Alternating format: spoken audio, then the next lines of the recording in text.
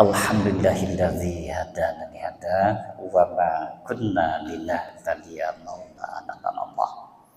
Asyhadu an la ilaha illallah wahdahu la syarika lah wa asyhadu anna Muhammadan abduhu wa rasuluhu amma ba'd.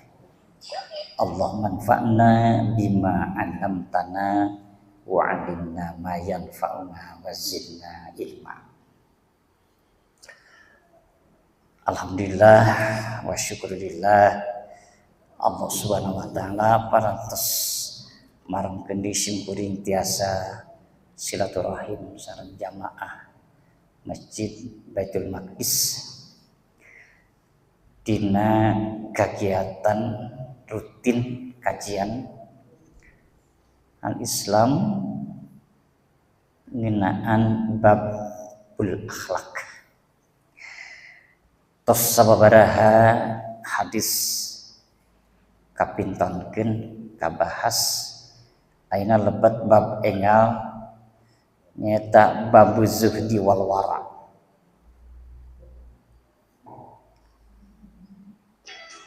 Enggal satu acan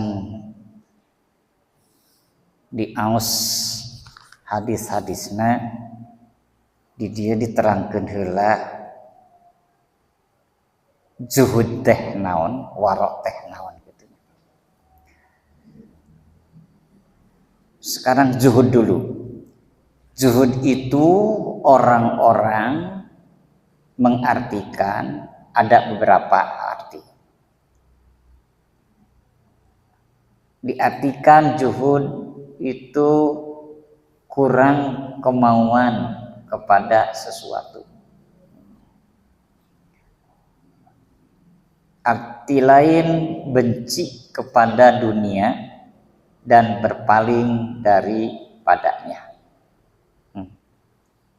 Diartikan juga zuhud itu membuang kesenangan dunia untuk mendapat kesenangan akhirat.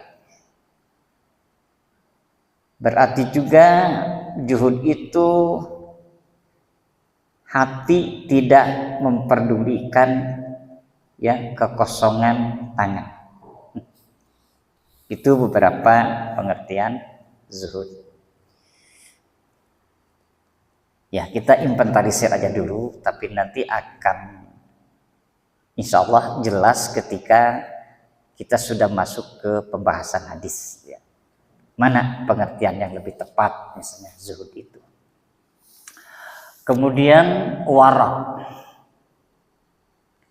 atau masih zuhud juga, yaitu membelanjakan apa yang dimiliki dan tidak menghargakan apa yang didapat.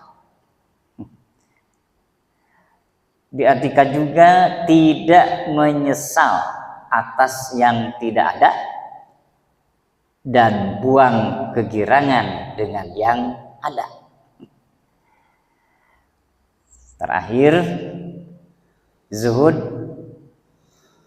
Nah, ini sabda Rasulullah ya riwayat Tirmidzi, zuhud di dunia tidak dengan mengharamkan yang halal dan tidak membuang harta, tetapi zuhud di dunia ialah bahwa engkau lebih percaya kepada apa yang ada di tangan Allah daripada apa yang ada di tanganmu. Dan apabila kena bahaya dunia, engkau lebih senang ia kekal padamu supaya engkau dapat ganjarannya. Ya, itulah gambaran zuhud. Kemudian waro itu orang-orang artikan menjauhi barang subhat. Barang subhat itu barang yang samar halal haramnya gitu, subhat. Gitu ya. Lantaran takut terjatuh di haram. Diartikan juga meninggalkan sesuatu yang meragu-ragukan kamu kepada sesuatu yang tidak meragu-ragukan kamu. Tidak mayurbuk ala mayurbuk itu. Mengambil yang lebih dipercayai dan memaksa diri mengerjakan yang lebih baik, lebih payah. Memperhatikan makanan dan pakaian dan meninggalkan apa yang ada apa-apa padanya. Menjauhi syubhat dan berhati-hati melangkah. Nah, mari kita masuk kepada hadis-hadisnya. Anin Nu'man bin Bashirin qala, dari Nu'man bin Bashir yang berkata, Sami'tu Rasulullah sallallahu alaihi wasallam. Oh, itu. Baik Ibu, mohon maaf ya, karena udah kebahas itu. Jadi kita langsung hadis ke 1501 ya. Baik. An Sahal bin Sa'din qala, dari Sahal bin Sa'id ia berkata, Ja'a rajulun ila Nabi sallallahu, telah datang seorang laki-laki kepada Nabi sallallahu alaihi wasallam. Faqala, ia berkata atau bertanya, Ya Rasulullah, wahai Rasulullah, dullani ala amalin, dullani, tunjukkanlah kepadaku, ala amalin, atas amal. Idza amiltuhu, apabila amal itu ahabani Allah, dicintai oleh Allah. Wa ahabani nas, dan juga dicintai oleh manusia. Faqala, maka Rasul bersabda, Izhad fid dunya, ya, yuhibbakallah. Berzuhudlah di dunia, pasti dicintai Allah. Allah akan mencintaimu. Wazhad fima indan nas, dan zuhud juga terhadap manusia, apa yang ada pada manusia. Yuhibbakan nas, pasti manusia mencintaimu. Rawahu Ibnu Majah wa ghairuhu wa sanad hasan. Ya. Jadi urang hartoskeun sekali di terjemahna. Dari Sahal bin Sa'ad dia berkata, telah datang seorang laki-laki kepada Nabi SAW. Lalu berkata, Ya Rasulullah, tunjukkanlah kepada saya satu amal yang apabila saya amalkan dia, niscaya Allah kasih kepada saya dan manusia kasih kepada saya. Maka sabdanya, berzuhudlah dari dunia, niscaya Allah kasih kepadamu. Dan berzuhudlah dari apa yang di tangan manusia, niscaya manusia kasih kepadamu. Diriwayatkan dia oleh Ibnu Majah dan lainnya, dan sanadnya hasan. Kinten-kinten anu mendekati atau pas pengertian zuhud di dia naon tah? Berjuhudlah terhadap Allah, nanti disayangi Allah. Juhudlah terhadap apa yang manusia, maka nanti dicintai oleh manusia. Kita juhud dirinya anu tepat dengan terus kenan.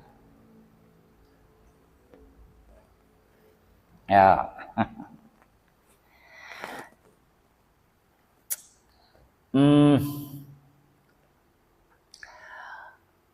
Kita bersikap hati-hati, bersikap selektif ya, terhadap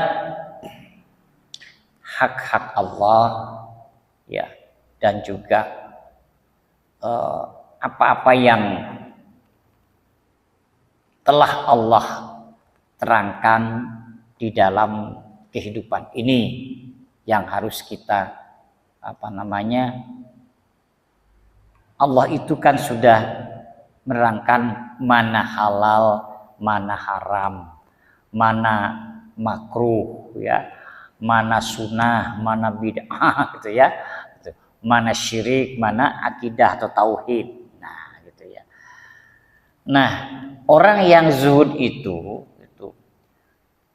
kalau diibaratkan presentasenya lebih kepada dia saking memelihara dirinya, lebih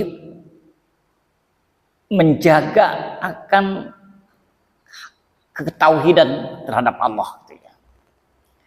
Menjaga akan keesaan Allah, sehingga sangat hati-hati kalau dia bertindak sehingga ini masuk kepada ranah syirik misalnya, gitu ya.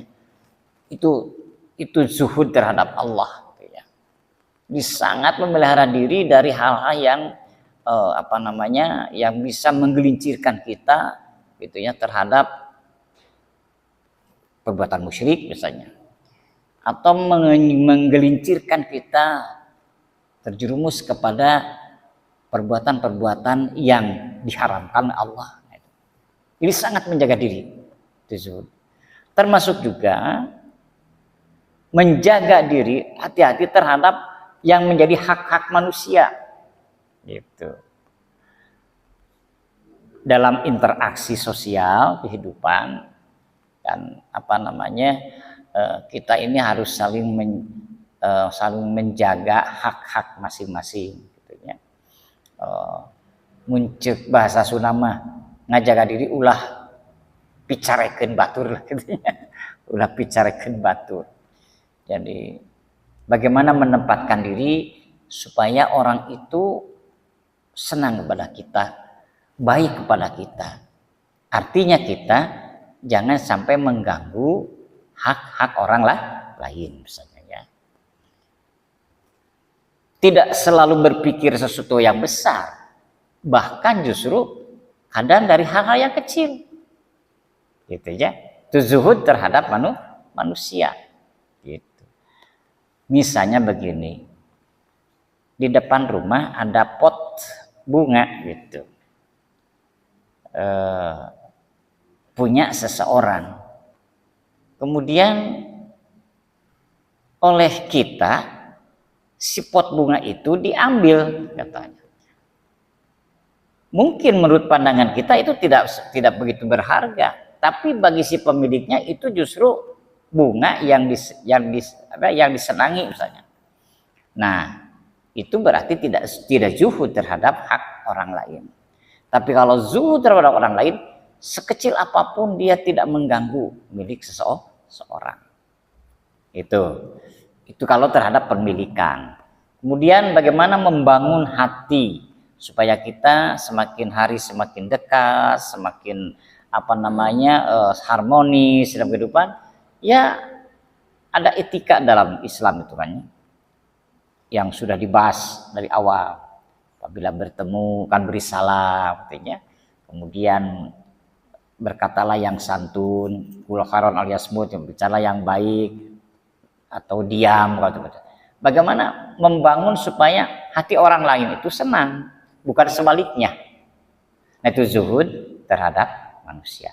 Maka jika dua hal ini kita lakukan dalam kehidupan ini, baik zuhud terhadap Allah maupun zuhud terhadap sama manusia, maka oleh Allah dicintai, oleh manusia pun dicintai. Itulah kurang lebihnya. Nah, itu bisa dikembangkan nantinya. Dikembangkan. Baik, hadis berikutnya. An Sa'd bin Abi Waqqasin qala, dari Sa'id bin Abi Waqqas yang berkata, sami'tu Rasulullah sallam, saya mendengar Rasulullah sallam yaqulu bersabda, innallaha yuhibbul abdat taqiyal ghadiyal khafiyah. Jadi innallaha, sungguhnya Allah, yuhibbu, ya, sangat mencintai al-abda terhadap hamba, at-taqiyah yang takwa, al-ghaniyah yang kaya, al-khafiyah yang tersembunyi. Akhrajahu Muslim, hadis ini dikeluarkan Muslim. Nah, kata Sa'id bin Abi Waqqas, dia mendengar Rasulullah bersabda bahwa Allah sangat mencintai kepada hamba yang taqiyah, itu yang takwa. Ya. Jadi orang yang takwa itu dicintai oleh Allah. Nu kumaha takwa teh? Jalmi takwa teh nu kumaha? Definisi yang sederhana, imtithalul awamiro wajtinabu nawahi. yaitu melaksanakan segala perintah-perintah Allah dan menjauhi segala yang dilarang oleh Allah. Itu takwa. Dan lagi bersyukur bila dikasih nikmat oleh Allah, bersabar ketika kita mendapat musibah. Itu ciri orang yang takwa.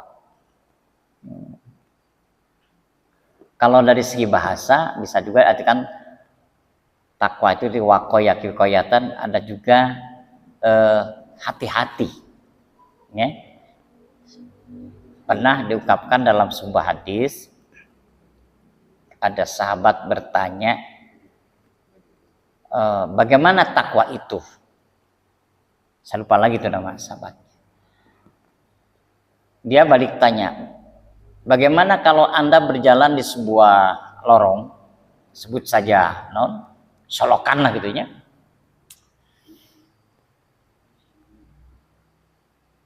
Dan situ tentu yang namanya saluran air, saluran itu banyak, ada duri, ada bekas-bekas ya,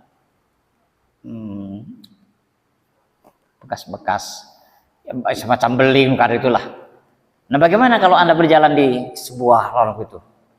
Ya, saya akan sangat hati-hati supaya tidak menginjak duri atau menginjak pecahan-pecahan beling. Nah, itulah takwa gitu. Jadi orang yang takwa itu hati-hati dalam bertindak, dalam berbuat dan berbicara. Itu takwa ya. Tapi garis besarnya tadi melaksanakan segala perintah Allah dan menjauhi segala yang dilarang oleh Allah. Itu takwa. Kemudian yang dicintai Allah itu juga al-ghaniyah, yang goniun itu yang kaya.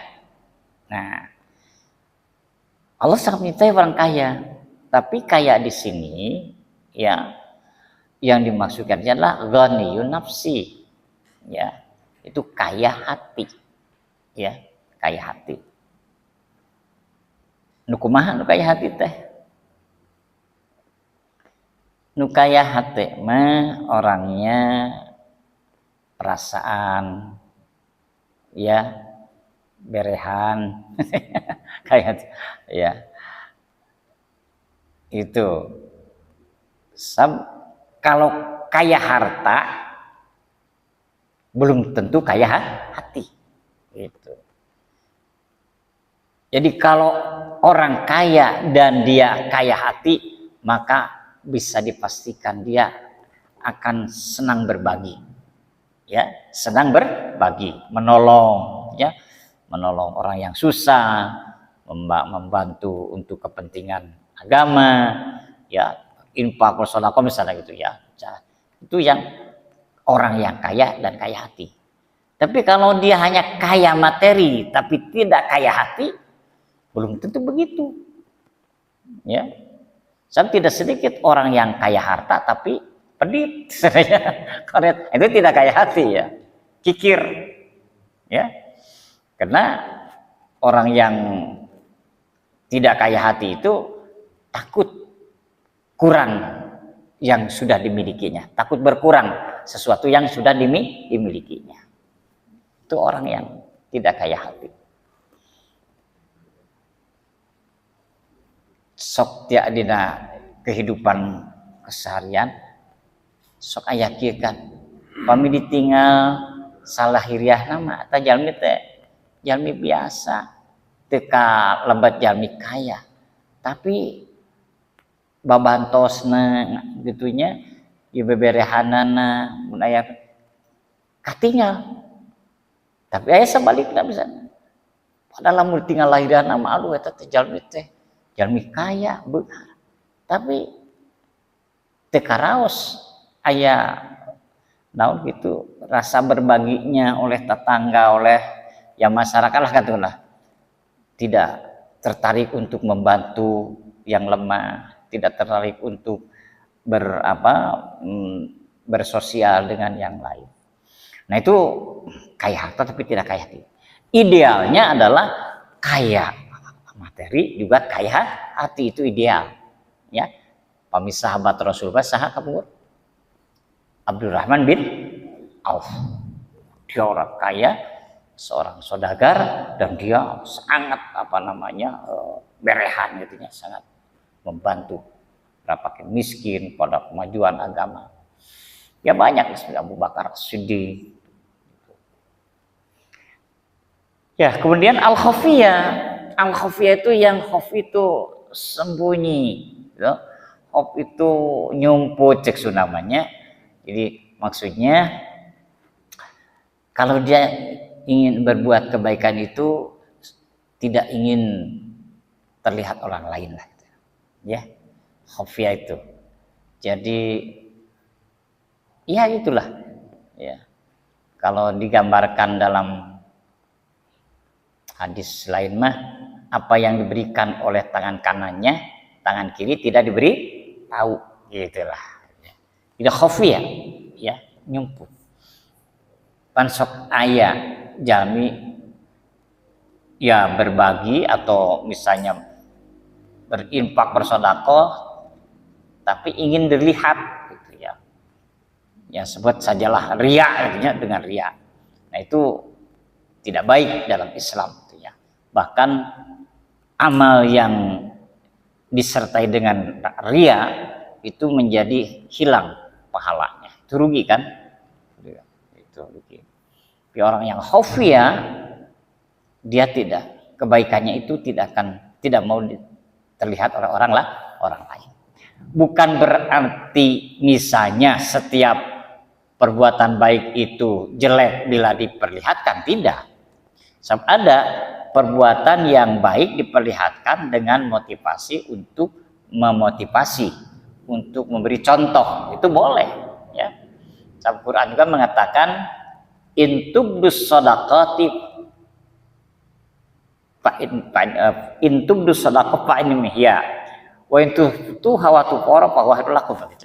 Jika kamu tampakkan sedekah itu baik, dan jika sedekah itu diberikan kepada miskin gitu ya tanpa diketahui oleh yang lain, itu lebih baik. Jadi intinya kembali kepada niat, ya, niat. Misalnya kita kan masih memerlukan untuk terus membenahi tempat ibadah ini, misalnya taruhlah di depan kan belum selesai tuh, maka misalnya kedua RKM menyeru kepada jamaah, yuk kita selesaikan, ini memerlukan biaya misalnya 10 juta lagi, nah dari saya 1 juta misalnya gitu, itu boleh untuk memotivasi dan mengajak orang untuk bersedekah, boleh itu. Baik, itu yang dimaksud apa? Innallaha yuhibbul abda taqiyya bunyal khafiyah. Oke. Kita lanjut. Hadis berikutnya an Abi Hurairah qala, dari Abi Hurairah yang berkata, qala Rasulullah bersabda, min husni islamil mar'i tarkuhu ma la ya'nihi. Min husnil islami, dari kebaikan Islam, atau di sini setengah daripada kebagusan Islam seseorang, tarkuhu ma la ya'nihi, ialah seseorang meninggalkan apa yang tidak memberi faidah kepadanya. Bahasa bebas namakilah, sebaik-baik orang muslim itu, orang Islam itu meninggalkan sesuatu yang tidak ada manfaatnya, yang mubadir lah gitu ya, yang sia-sia. Selalu dia melakukan sesuatu yang betul-betul bermanfaat, betul-betul selain memberikan manfaat pada diri sendiri juga bisa memberi manfaat pada orang lain atau mendatangkan pahala. Ya. Itu apa muslim yang baik, dan dia akan selalu menjaga diri untuk tidak melakukan hal yang tidak bermanfaat. Sebut sajalah perbuatan yang mubah, mubadir. Itunya misalnya punten. Baik kan kalau kita baca Quran, Belajar Quran baik kan ya? Saya berjamaah.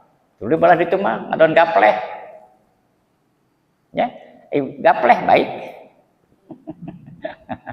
Itu mubah ya, menghadir ya. Nah, gitu. Nah, orang Islam begitu. Jadi apa namanya? Menjauhkan hal yang tidak bermanfaat, tapi selalu dia melakukan sesuatu yang bermanfaat, yang baik. Ya. Baik ditinjau dari segi agama maupun dari agama.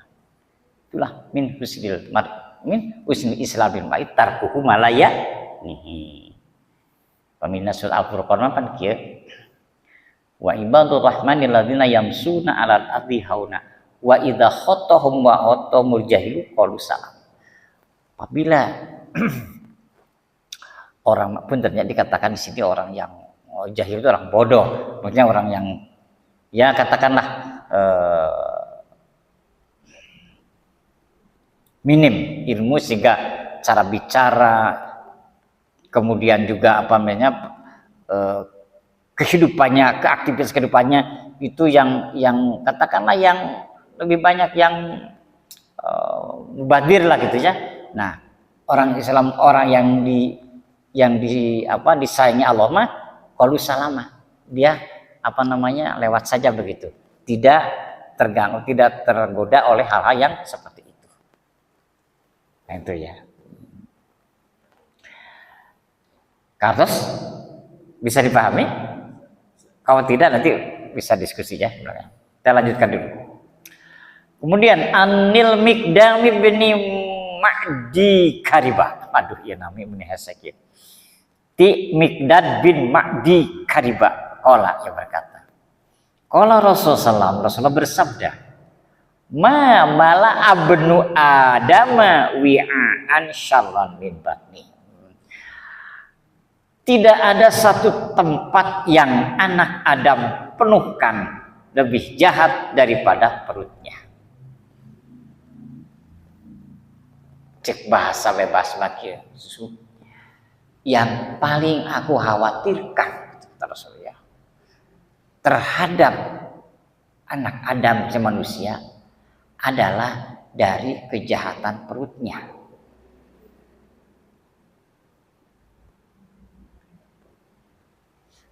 Panggilan perut itu kalau tidak dipagari oleh nilai-nilai terutama agama, maka akan didominasi oleh hawa nafsu. Orang mencuri karena perut, isi perut. Orang korupsi karena isi perut.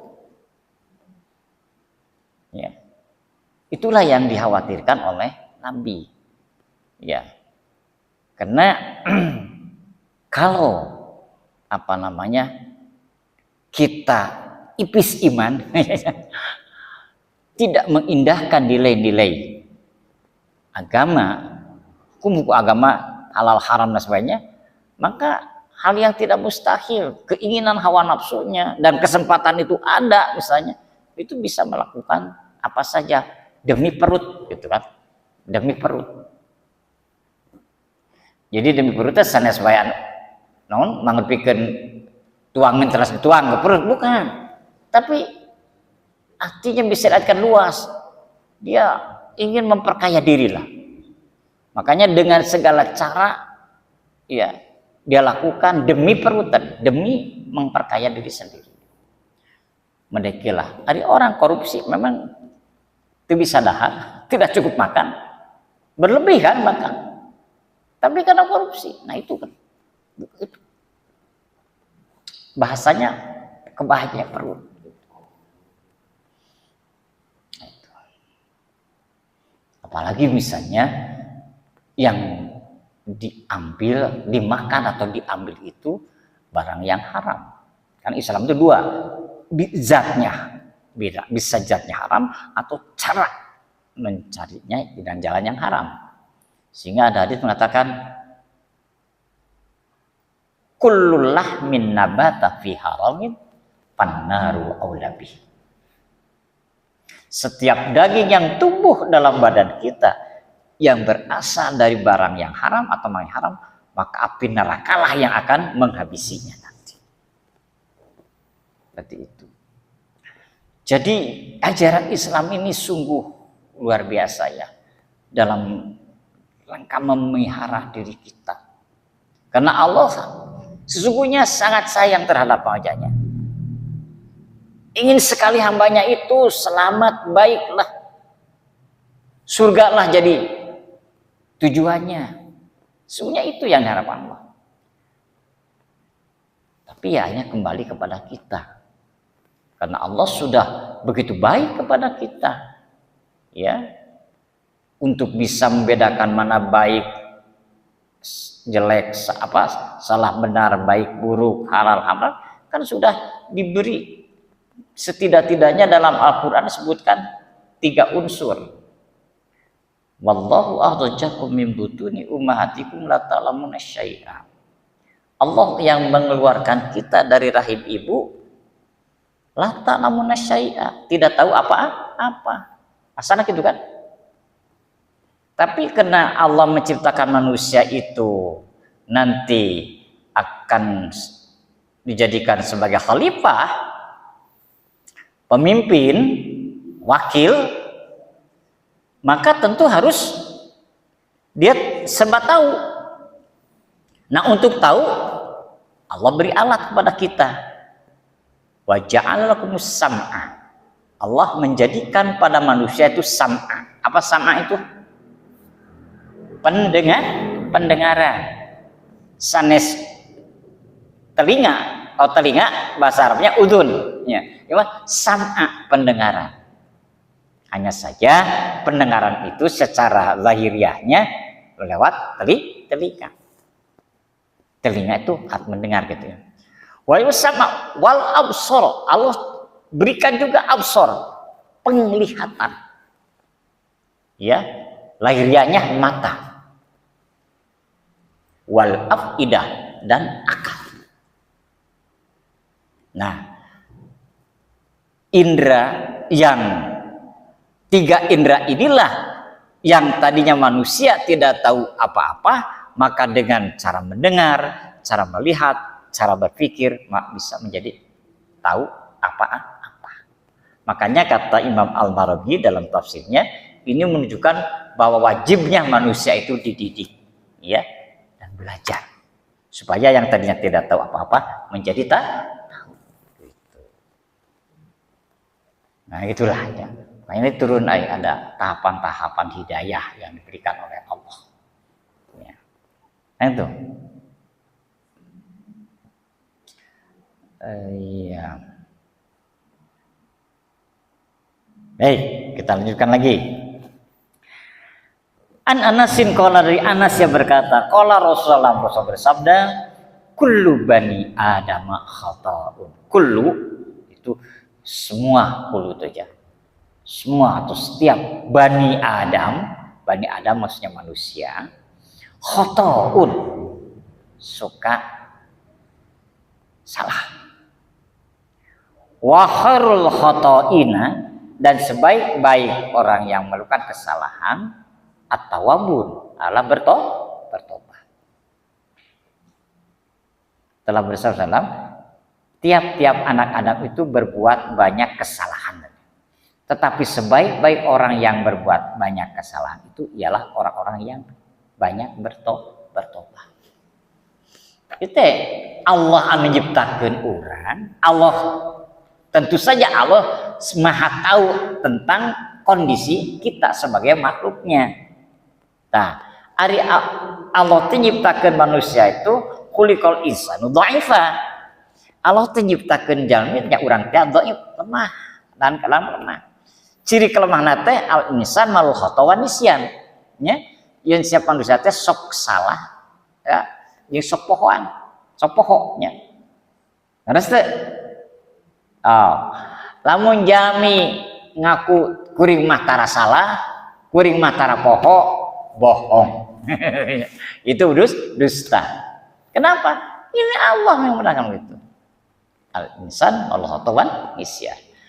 Tapi Allah memberikan alat.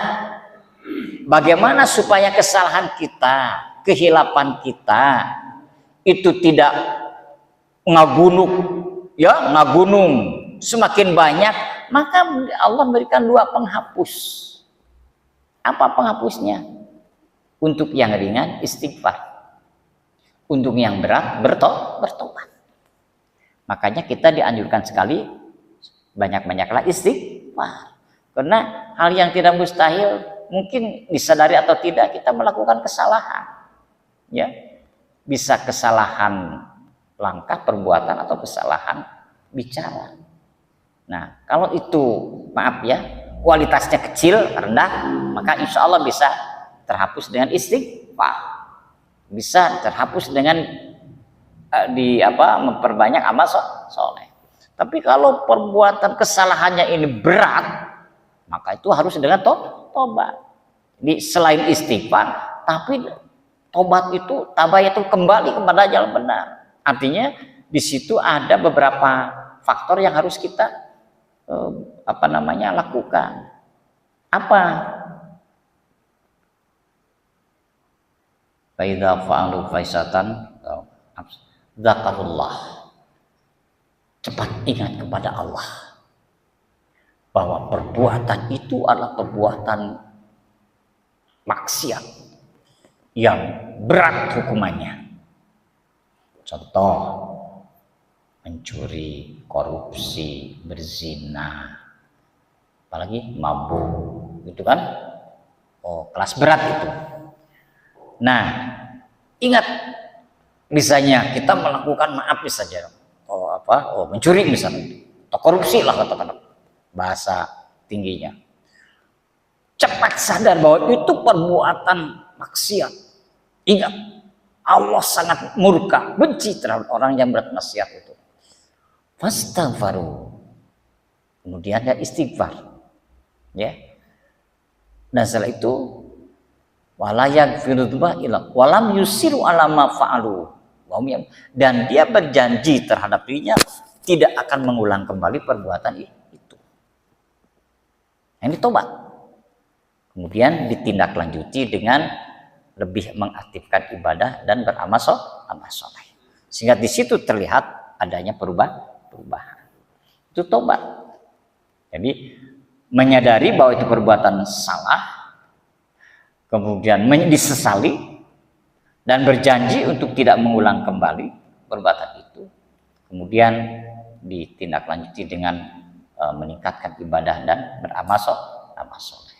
Itu disebut taubatan nasuha.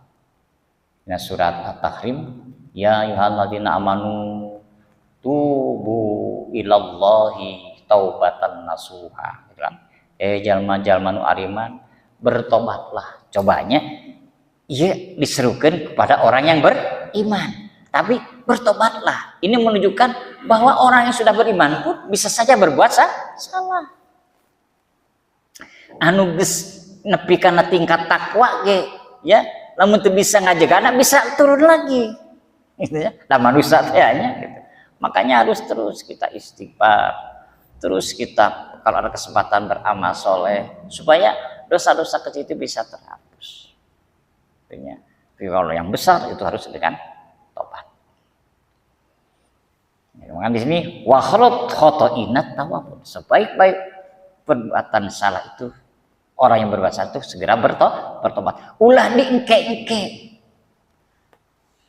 Bahaya upami urangnya nunda-nunda kesalahan. Ya, perbuatan dosa bisi kena karena lantaran jadi biasa jadi we teu ngarasa dosa. Ya.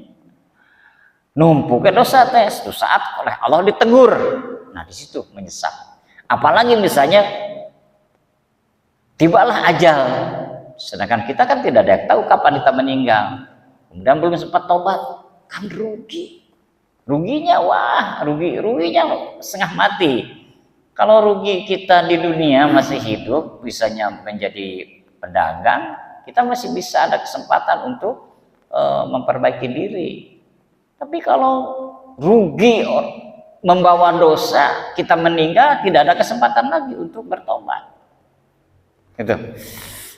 Jadi jangan menganggap sepele terhadap perbuatan dosa walaupun kecil. kecil, ya. Justru perbuatan dosa yang kecil tapi diantau bisa nggak gedean gitu ya, itu berbahaya.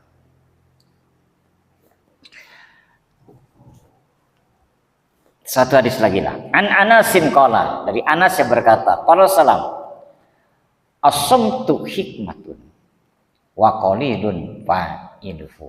Akhrajahu Baihaqi bi Syu'abi bi sanad Nabi dhaif banyak lah. Dhaif pantas dibahas lah. Tapi terakhirnya ya. Ya terus makilah. Salam. Diam itu satu kebijaksanaan, tetapi sedikit orang yang berbuat. Jadi memang ada baiknya diam itu seperti qul khairan au yasbut. Bicaralah yang baik atau diam gitunya. Maksudnya kita itulah ya yang harus dibangun dalam diri kita tuh sesuatu yang kita keluarkan, apakah itu perkataan, apakah itu pertindakan, sesuatu yang bermanfaat tadi ya, yang bisa menyelamatkan diri kita dan juga bisa menyelamatkan orang lain, atau bermanfaat bagi kita juga bermanfaat orang lain itu. Nah, perbuatan baik itu bisa lewat kata-kata ya, sebaliknya juga perbuatan jelek bisa lewat kata-kata kan gitu ya, ucapan maksudnya ucapan. Nah, daripada kita mengeluarkan kata-kata yang mendatangkan dosa, lebih baik diam gitu ya. Maka sekali kita bicaralah yang baik, yang bermanfaat, yang tidak mendatangkan dosa tapi malah bisa mendatangkan pahala. Seperti itu. Ya.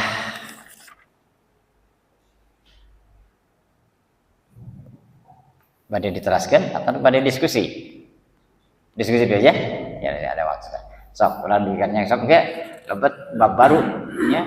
Nanti bab tarhib min masyawil akhlak. Jadi akhlak yang tertebak, masuk bab akhlak yang tercela. Yang barusan itu adalah masuk babul akhlak yang baik yang sah. Baiklah kita masuk ke dialognya atau diskusinya. Mengapa? Bisa pada neruskan. Ya silakan. Assalamualaikum Ustadz.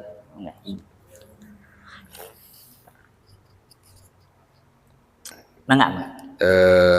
Tadi sempat disampaikan juga sama Ustadz tentang ada satu misalkan perbuatan atau kegiatan yang menurut kita itu yang kita sebagai orang awam kita tidak tahu itu hal sepele, padahal hal tersebut adalah yang menimbulkan dosa kecil ataupun makruh ataupun yang mendekati ke yang haram. Nah, saya sebagai orang yang sedang belajar, Ustadz, boleh dicontohkan kegiatan atau hal-hal apa saja yang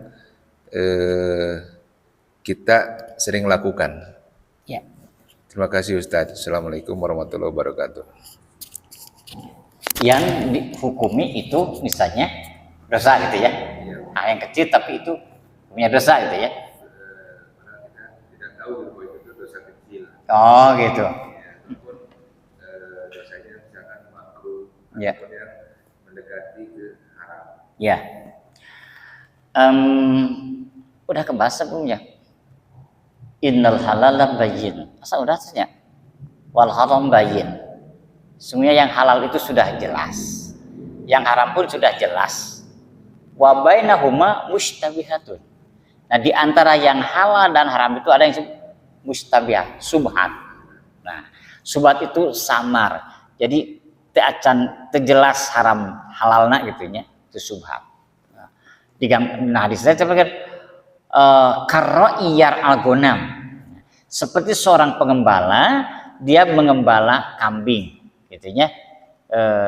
Di batas perbatasan itu kan, perbatasan kebun ya.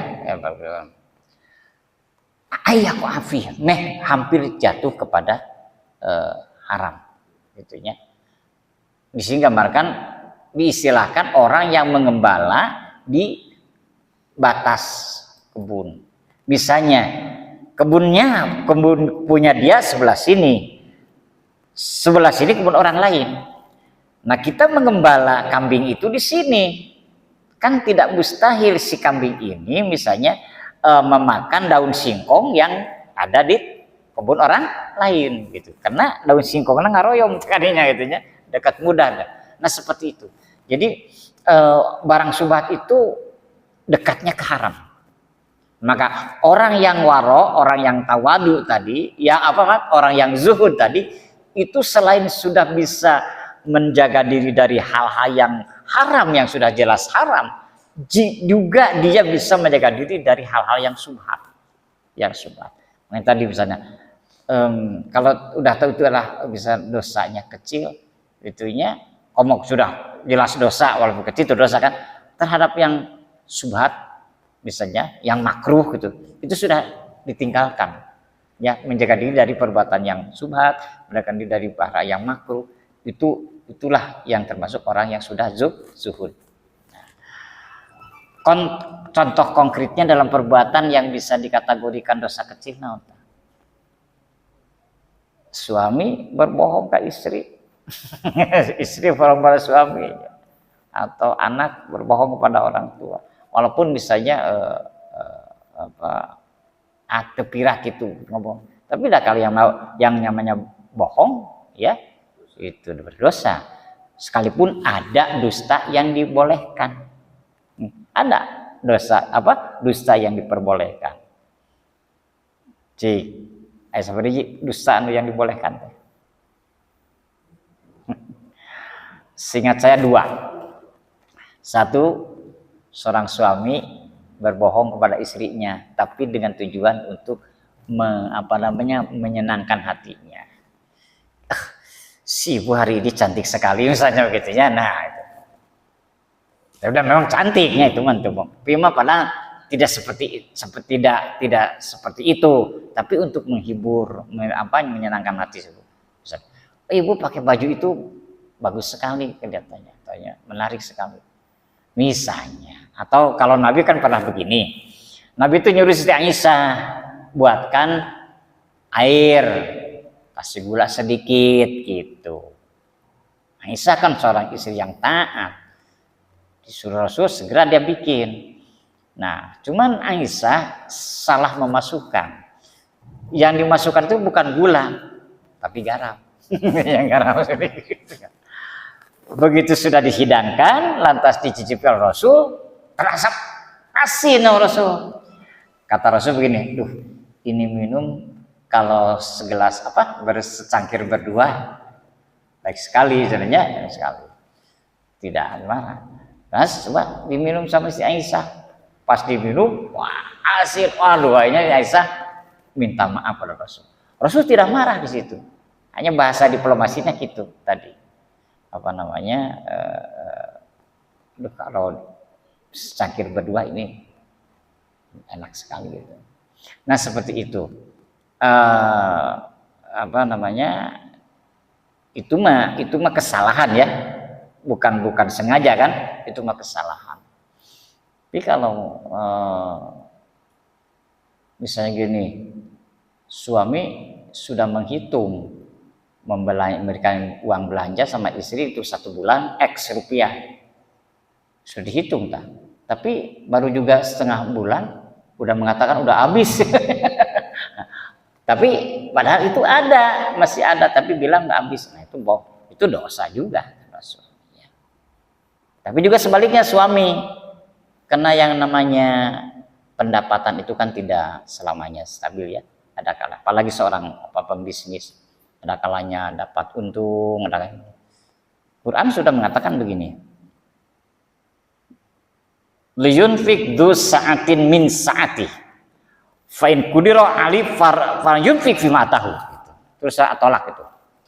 Berikanlah nafkah secukupnya pada istri. Gitu ya. Secukupnya. Tapi fa in qudira, kalau satu ketika rezeki kita berkurang, gitu ya. Berikan itu yang sedikit itu pada istri. Jadi ulah kermah saeutik tambah teh dibikin. Karena sedikit tambah teh dikasihkan. Itu tidak boleh. Karena seorang suami memberi nafkah sama istri itu adalah wajib hukumnya. Sebaliknya istri juga harus bersyukur. Ya, artinya bagaimana bersyukur? Seberapapun yang dikasihkan suami dan tahu penghasilan suami, dia selalu bersyukur dan berdoa. Dari situ dibangunlah saling dibangun kepercayaan. Kalau memang berkurang, ya istri mengatakan tetap menerima, bersyukur. Kemudian istri mendoakan supaya suaminya bisa mendapatkan lagi rezeki lebih besar. Seperti itu. Ulah kena aku peribahasa abang itu tuh. Gimana Bu? Ada uang abang sayang, disayangnya. Tiada uang abang ditendang. Nah, jangan begitu. Iya, itu barangkali ya Pak. Ayo yang lainnya, Bangga boleh ya pesan.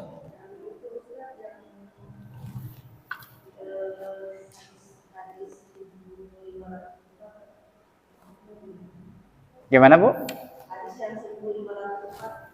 Hadis yang 1504. Ya, 504. Oh, yang terakhir ya. Ma malabnu Adam itu ya. Ma malabnu Adam bi'an syaran min batni itu Bu.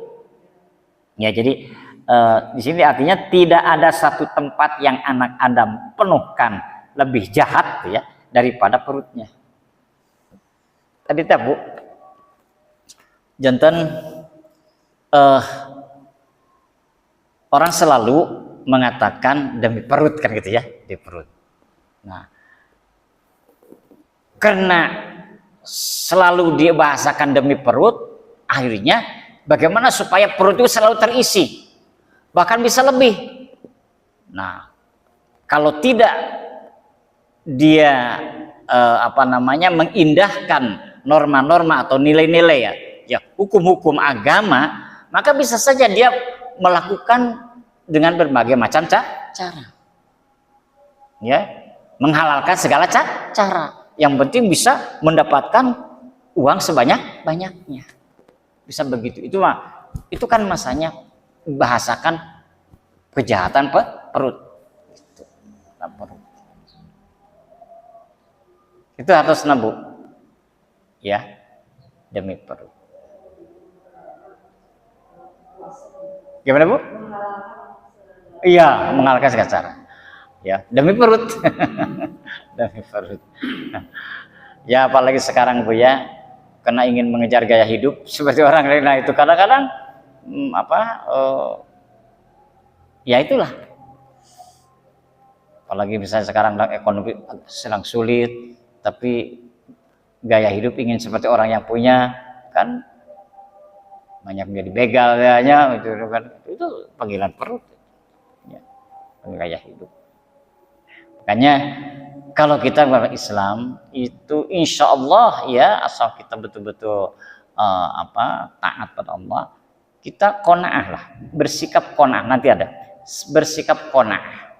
Qanaah itu kita mensyukuri apa yang kita terima dari Allah.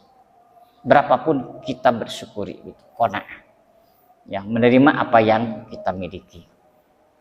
Jadi janten jangan bahas ya hadisnya. Kan ke ayat hadis kieu ya. Unduru ilaman huwa asfalaminkum wala tanduru ilaman huwa fawqakum. Fawa azdar ala tazdar nikmatullah alaikum. Perhatikan orang yang di bawahmu. Tuh, kudu loba ningali teh kasahanapeun. Wala tanduru ilaman, jangan banyak melihat kepada orang yang di atas kamu. Itu. Maksudnya kieu Bu. Misalnya ya, kondisi orang dina kehidupan parizkian seperti ini yang kita miliki. Nah, kalau kita melihat kepada orang yang ada di bawah, itu akan terasa ya betapa Allah memberikan rezeki kepada kita seperti ini ya, bila dibandingkan dengan orang yang ada yang lebih lebih parah daripada kita. Mendigambarkan kira letik-letik oge urang boga imah katanya. Tuh masih kena loba anu sare di kolong jabatan tidak punya rumah. Gitulah. Jadi akan melahirkan rasa syukur gitu ya. Maka syukur dan terus termotivasi diri. Tapi kalau kita melihat selalu ke atas, nanti rezeki yang kita terima dari Allah itu tidak terasa. Ya, karena tidak terasa sehingga merasa kurang dan kurang saja, sehingga rasa syukurnya tidak muncul. Karena selalu melihat ke atas. Gitu. Itulah indahnya Islamnya Allah. Bagaimana supaya kan hakikat hidup itu bagaimana kita juga ada ketenangan kan? Adanya ketenangan dan ketentraman. Kuncinya adalah harus pandai bersyukur. Menerima apa adanya. Gitunya. Tapi bukan pasrah ya. Jadi syukuri apa yang kita miliki sekarang ini. Gitu. Tapi terus kita tadi maaf ya saya khutbah itu justru mengambil tema sikap seorang muslim dalam menjalani kehidupan ini. Itu kayak awasnya surat Al-Qasas ayat 77. Al-Qasas ayat 77.